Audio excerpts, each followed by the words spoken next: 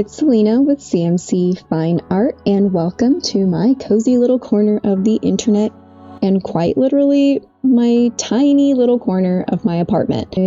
Welcome back, and for those of you who are new here and don't know me, I'm a Cuban-American artist that specializes in whimsical and surreal, sometimes nerdy paintings. But I've also recently started dipping my toes into some surface pattern design. When I started, I had absolutely no social media presence. I didn't have any followers on Instagram, no TikTok, nothing really going on my Pinterest besides everything being set to private because I didn't want anybody to see what I was looking at. Nothing. It's just me and my dog, my friends and family on Facebook. With a big dream to start something beautiful and hopefully eventually lucrative. But starting with zero social media presence isn't glamorous. It's awkward, it's overwhelming, but it is fun to try to kind of min-max your way through life. So grab your favorite cup of tea or coffee and join me on this wild ride. At first, I'll start kind of chronologically with figuring out my audience kind of back in mid to late 2023, and also just a few things that I've learned along the way regarding marketing, what my strategy is kind of going forward, and then we'll talk numbers. So when I first started, right, I had no clue who my audience was. Was I painting for myself? Fantasy nerds? I do find some inspiration from mythology and folklore, things that I just want to explore regarding human consciousness. Do I have moms? Do I want to target moms who are shopping for baby gifts? Do I want friends and family of those people? My illustrations tend to be a little bit more on the whimsical side, and they fit well with children's books illustrations, so that was also part of my target audience. But how could I apply that to opening up an Etsy store? Honestly, it feels like I was kind of throwing spaghetti at the wall originally and kind of seeing what stuck, but to be honest, all of it has stuck. So I'm juggling quite a few things. It turns out that my audience is just as eclectic as my own aesthetic, honestly. And so I have two Etsy shops. One I first opened in 2023 for my personal artwork. This really just started as a hobby. I was like, if I do art and somebody else wants it, that's great. I didn't really have high expectations kind of going forward, especially since listings are like 20 cents, a month. So that really wasn't breaking my bank. I thought, this is cool, it's a little experiment. But along the way, from people who were commissioning me to do their pet portrait, they said, hey, where your art would look really cool? Children's books. And so I kind of explored that vein a little bit. I am still working on a children's book portfolio, but that also ties in to some surface pattern design. So I also grew up eventually with some Pottery Barn sheets. And so Pottery Barn does a lot of pattern sheets, bedding sets for kids and teens and adults. And I was inspired to take a look at their website and see, could my art be something that could appear on bedding? And sure enough, my style lends itself pretty well to that. So I launched a second Etsy store after doing a little bit more research. I'll link my second Etsy shop in the description below if you want to check it out. That is the store that I am primarily going to talk about today. My personal shop, honestly, needs a little bit of rebranding and restructuring, but I'm mostly just relying on organic growth and pushing more of my focus onto the gift shop. So there is a little bit of overlap between my personal painting style and my whimsical, like children's book type illustrations. One just happens to be more kid-friendly than the other. So my art style tends to appeal a little bit more to nerdy people, fantasy loving, neurodivergent folks who are totally down to spend what little money we have on things that bring us joy, like personalized baby blankets or mugs, or something that is a little bit weird and just adds some color to your walls that you'll look at and it'll just resonate emotionally with you, because Lord knows we are not going to be able to afford housing or retire just because we cut out our avocado toast and Starbucks expenditures. So buy the print, live a little. If you're one of those people, though, you're my people. So, hey. All right. So getting back on the topic here, one of the biggest challenges that I found when I initially opened my store was, what exactly am I making, right? Had to do a little bit of product research. So I knew, okay, my stuff looks good with children as a focus, right? So my style lends itself to whimsical children's art. What types of products can I put that on? I already had Pottery Barn kind of as an inspiration, so I was leaning more towards bedding and blankets. And then as an experiment, I also thought, wouldn't it be cute if I paired that with some bodysuits or a hat, headbands, and bibs? So I'm also trying to test out some sippy cups, diaper bags. I've got some of those. I'm pretty much just trying to make like an entire gift set for aspiring parents to be, especially so that we can have kind of a cohesive matching theme. Not too matchy-matchy. If you take a look at some of my patterns, you'll see that there's cohesive elements between one pattern to another, but I like to mix and match and not have everything be too much of one type of thing. Not only am I doing my Etsy stores, but I'm also doing commission work, YouTube, doing my children's book portfolio. I set up my website, so I had to learn some graphic design as well. I'm also trying to build up the courage to paint my walls and maybe do some mural work, but that's an entirely different skill set that I think just gonna try to limit, narrow my focus a little bit so that I'm not so all over the place. I did finally sit down and kind of make a schedule for myself so that I could focus and hit everything that I want to hit. As you can tell, my YouTube page is still a little sparse. We're working on it, and so is my social media.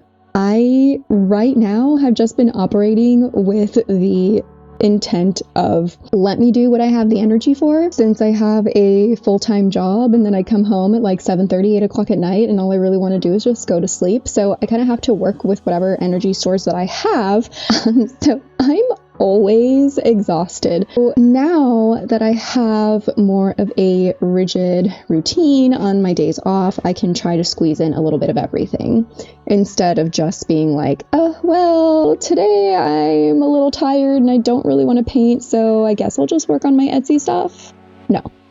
No excuses. Gotta get it done. Now, let's talk about my real struggle, which is honestly learning everything. So when you're a self-employed artist, you're juggling all of the hats. So you've got to be a social media manager, you've got to learn marketing, you've got to learn how to do market research and learn about search engine optimization and how people are going to find you in a search engine.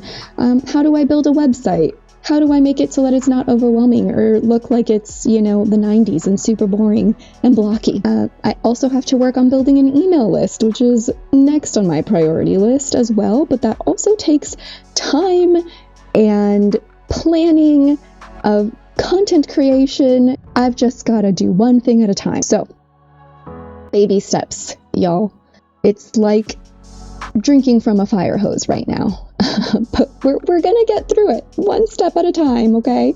Some days I honestly feel like my brain is melting, but here's the thing. Progress isn't linear. What matters is that I show up, build some discipline, and take bite-sized chunks.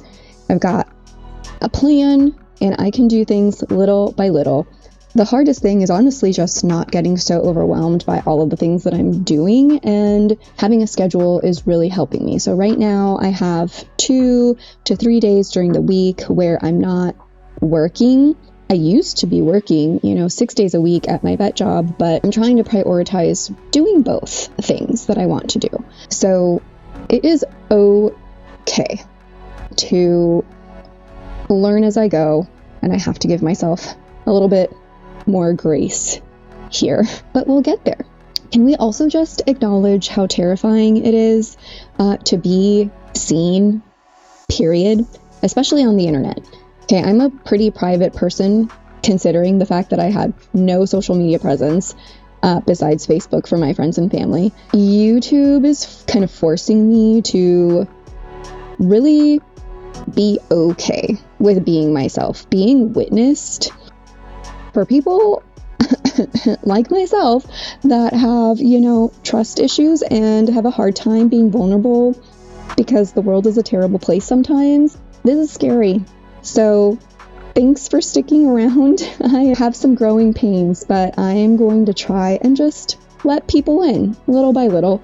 Even though being seen is scary and vulnerable, it is also an opportunity for me to connect and empower others and build a community, because I have never had other artist friends up until very, very recently. So it's kind of a lonely road, I think, unless you have a big support structure. And I would love to build that, not just for myself, but also for anybody else that's in the same position, struggling financially. We're just surviving, not thriving. And still trying to pursue something that they love doing. I hope to serve as some sort of inspiration and let you know that it is possible. You just have to start. You can start now, and 3 to 5 years later, you'll have made progress and you won't even have realized it. Progress may not be instantaneous, but it's better than just sitting around and nothing happening at all. So as long as we take a chance responsibly, I think it will work out. All right. So I know what everybody is really curious about, which is money. So let's talk about it. This year I made $1197.09 so far. We still have a whole other month to go, but this is where I'm at right now. Considering I had zero expectations when I started the store, that's pretty great. As you can see here, I'm gonna show you my graph. January, February, March, 0 visits with organic traffic, meaning I had no Etsy ads turned on whatsoever.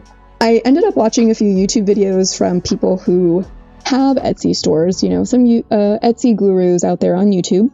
I credit them for inspiring me to put even $5 a day towards Etsy ads. And in April, I started seeing, some visits, and I was like, wow, 100 visits? That's insane, right? No, it turns out that I needed significantly more visits to translate into sales. So back in May, I ended up increasing it from about $5 to gradually $20 a day, $30 a day. Now I'm at about $70 a day.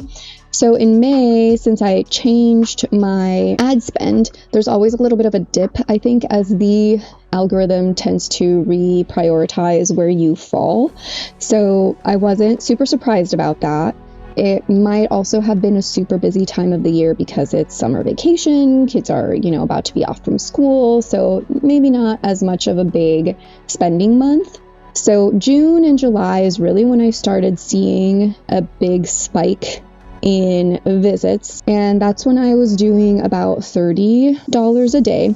Mind you, I didn't reach $30 a day at all. So this is still pretty conservative and I can make it work within my budget. The visits are kind of up and down throughout the fall. This is called fourth quarter, Q4, and it's been my most lucrative couple of months, to be honest. I will show you here what I've spent on Etsy ads as well. There's been a pretty big jump in just listing views thanks to the Etsy ads. And then here, as you'll see, now we're in November, I've had the most views that I've had, period. And that has translated significantly to several orders. I think I've had maybe like 9 orders this month alone. And I know some people are getting, multiple orders a day, but that's pretty good for me considering that I had for several months, like no traffic at all whatsoever. So as you can see, November is my highest viewership month. Before you guys think that I'm absolutely rolling in money, after Etsy fees, production costs, I am definitely at a net loss. But first rule of starting a business is that you're probably not going to see any actual profit for at least the first 2 to 3 years. You'll be lucky if you're even breaking even. So I'm going to show you a little bit of my budget here for this month, and you'll see my cost breakdown for all of my startup costs since 2023. So if you take a look at the left column, you'll see that my average income is about $2,400 a month. With my new computer and camera, that puts me at about $500 beyond my budget, so I'm gonna have to figure something out there. But as far as my startup costs go, here is my total startup costs since 2023, which is outrageous. It's $12,000. I honestly had no idea that I was even up there because I've been reasonably living within my means. I will get things as I need them, kind of month to month, as one does when they're budget conscious and you grow up in a fairly poor environment. So I am hoping that this number will kind of shrink a little bit as I make some more sales on Etsy. Production, this line item here is strictly what it costs to produce the items that I'm selling. So most of this $3,000 comes from just the last couple of months. As far as brush packs, that is just investing in my future and ability to create more for everybody. DaVinci Resolve and Topaz is a pretty reasonable investment as well. DaVinci is what allows me to edit the videos for YouTube, and then Topaz is what I use to upscale my art from my iPad, which honestly my iPad is not that large. So instead I end up making my canvases a little bit smaller and then upscaling them to a larger size so that I can print them objects that are significantly larger, like a bed sheet or a blanket. Materials for operations kind of covers the gamut of things.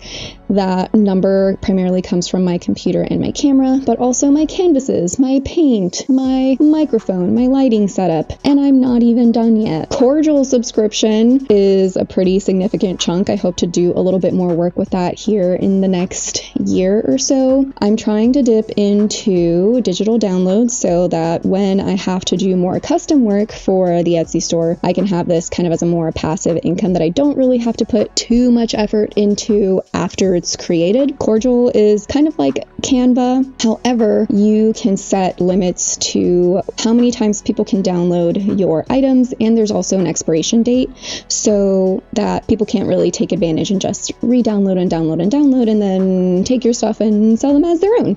My Squarespace subscription, this number here is actually for both years combined. So I started my website pretty early just because I thought it was important to build a brand pretty early and set myself up as an authority on the subject of art. Mind you, it was pretty basic initially, but I have gone through and done some updates and will continue to be adding things to my website as well. The next highest expenditure is going to be my ad spend here at about $1,100, which isn't too bad since it is driving traffic and sales to my store. My strategy is to invest a little bit more heavily in my ads since the organic traffic just wasn't cutting it. I am tweaking my keywords and my SEO, so my search engine optimization, which is how I'll even show up in the search for anybody that's on Etsy. I tweak those a little bit to show up in multiple different types of arrangements. So Etsy will let you do maybe like 2 to 3 keywords per section. So you'll have 13 opportunities to have a slew of different types of keywords. So if you just keep repeating like baby blanket or like baby beanie, if you're repeating words,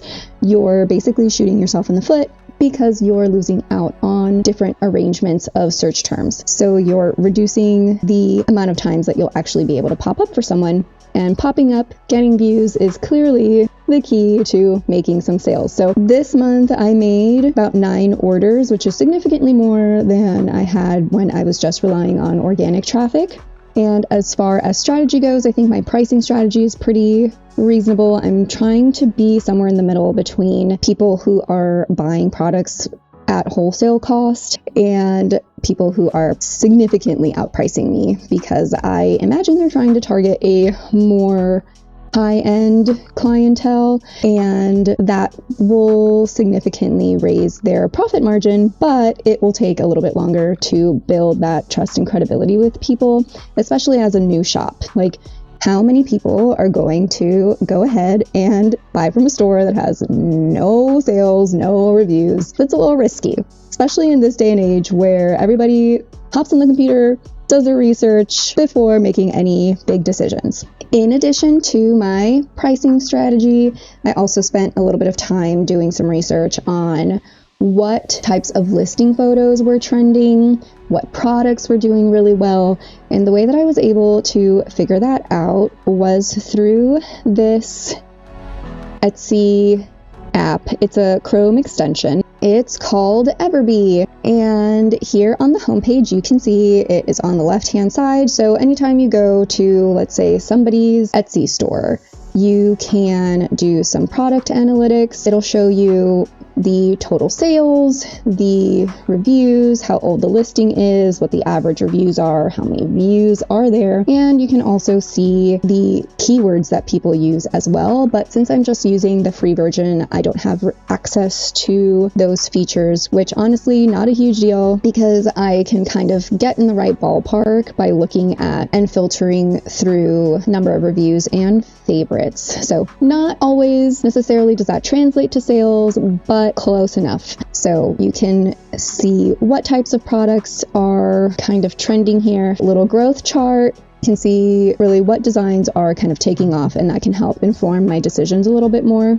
Ultimately, I had looked at Pottery Barn as an inspiration to kind of inform me of my designs and patterns that I would put on my products. So I'm going to take you through a little shop tour just so you can see some of my conscious branding choices. So a lot of the successful sellers on Etsy in the baby sector have kind of a call to their own authority in the sphere. So I would say a little bit of background on who they are as a person so that they can connect with their potential customers. So I included a little bit of a process section and a little bit of a bio here to make myself a little bit more accessible, and so that people believe that I'm a real person and not just somebody pumping out AI print-on-demand stuff the entire time. I've got consistency in my color choices. I have a general pastel type feel.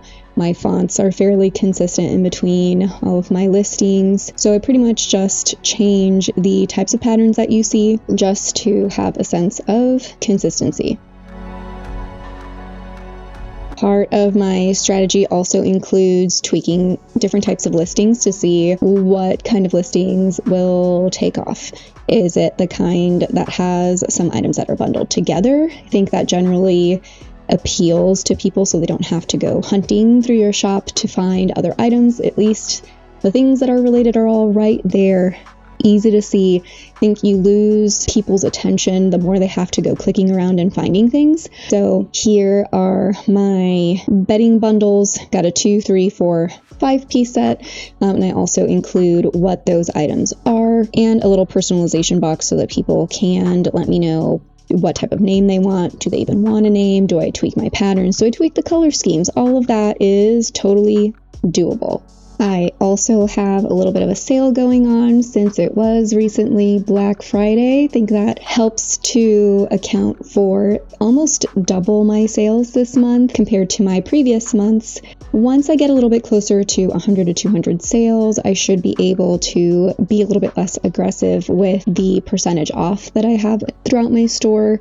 At that point, I'll be a little bit closer to actually having some type of profit margin. Mind you, it's not actually going to be that big of a profit, maybe a few dollars at most. So that strategy really is going to rely on moving product in bulk. Here's to hoping that we can make that happen. But as you can see, even though I did do my research and making products that people like and patterns that they're interested in getting, I am nowhere near on a return of investment here. A lot of my expenses really just came from my computer and the camera that I just bought. The camera I bought because I'm working on a 48 by 60 inch canvas and there's no flatbed that will be able to scan that in, make a print. So a lot of my other revenue comes from selling prints. If I'm going to be working on art that is at such a large scale, I needed to bite the bullet and invest in quality products that will allow me to do that. I'm hoping that by year 5, between 3 to 5, I'll have made up the difference between my startup costs and will hopefully be at a point where I'll be turning a profit. Between YouTube, Etsy, doing commissions, my own personal prints of my personal art. I want to also do craft fairs and children's books illustrations. Between all of these revenue streams, I am bound to have some success in there somewhere. If you follow me on Instagram or TikTok, you'll see that I honestly haven't picked up a lot of momentum on there either. But I know that the algorithm there relies really on consistency of posting, and I really just need to sit down, make a schedule, and hammer it all out. Eventually, I'm sure it will take off. Am I kind of frustrated that I haven't seen more rapid progress? Sure, but we could do everything right and things may still not turn out the way that we hope. So considering that I had no expectations at all whatsoever kind of going into this, I think that I'm doing pretty great and hope to make a little bit more progress here in the next few years. I know this isn't a marathon, it is a sprint. So if you want to stick around and watch me grow from nothing into something, I would love it if you would subscribe and hit that like button so that I can continue to make some content for you guys.